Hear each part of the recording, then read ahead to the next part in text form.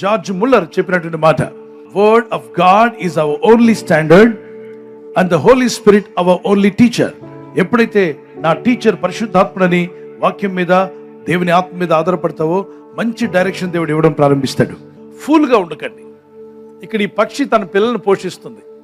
అది ఎంత బుద్ధిహీనంగా ఉందంటే, అక్కడ పాము వచ్చేసి పిల్లలు తినడానికి వచ్చింది, కానీ తల్లి వచ్చింది దాని కంట్లో పొడుస్తుందన్న భయంతో ఆ పిల్లల్ని తినడానికి వచ్చిన పాము, అది కూడా నేను కూడా ఒక ఆకుని, చెట్లో ఆకుని నన్ను ఏమనొద్దని చెప్పి దొంగేషం వేసింది. చూడండి, అది మీకు కనిపిస్తుంది స్క్రీన్లో. ఆకులాగా పడినట్టుగా, అదేదో ఆకు అన్నట్టు, చెట్టు అన్నట్టు, అది నేను కూడా గూట్లో ఒక భాగమే అన్నట్టుగా చూపిస్తే తల్లి పాపం అమాయకంగా నమ్మి తన పిల్లను ఆ శత్రువు పక్కనే వదిలేసి దాన్ని ఫీడ్ చేస్తుంది, ఆహారం పెడుతుంది. కానీ తన పిల్లను మింగడానికి వచ్చిన శత్రువు పక్కనే ఉన్నాడని గుర్తించలేకపోతుంది. పాము పడగ విప్పి తన పిల్లలను మింగబోతుంది, చంపబోతుందన్న విషయం గుర్తించలేక ఆ పడగ కిందే ఉన్న తన పిల్లకు ఆహారం తినిపిస్తూ అమాయకంగా ఉంది. ఇలాగ అనేక మంది అమాయకంగా బలైపోతున్నారు.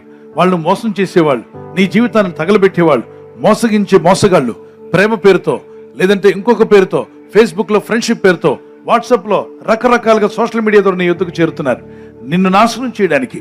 అటువంటి వాళ్ళు ఎంతో మంది ఉన్నారు. కనుక తోడేళ్ల వంటి లోకంలో మనం ఉన్నామని యేసయ్య ముందే చెప్పాడు.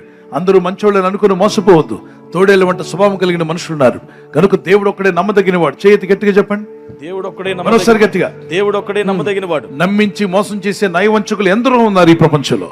కనుక ఎవరి చేతిలో ఎవరినో నమ్మి ఊరికే నీ కష్టాజీతాన్ని పెట్టి నష్టపోవద్దు. అయోమయంగా ఉండకండి.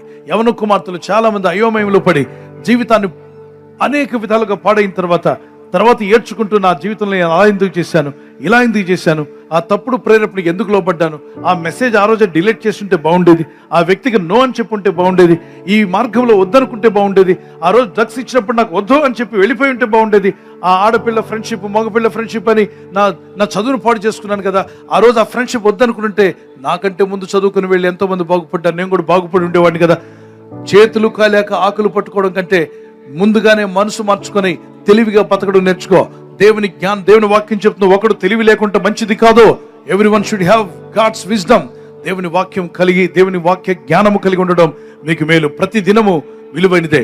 దేవుని కృపలో ముందుకు సాగనట్లరా నువ్వు నడవలసిన త్రోవలను నడిపిస్తాడు. ప్రభా, నన్ను డైరెక్ట్ చేయండి, నా కుటుంబాన్ని డైరెక్ట్ చేయండి, మీ డైరెక్షన్లో మా బిజినెస్ ఉండాలి అయ్యా, నువ్వు డైరెక్ట్ చేసిన విధానంలో నా ఉద్యోగం, నువ్వు డైరెక్ట్ చేసిన విధానంలో నా వివాహము, నీవు డైరెక్ట్ చేసిన విధంగా నా పిల్లలు, నా కుటుంబం ఉండాలి అని బైబిల్ చెప్తుంది.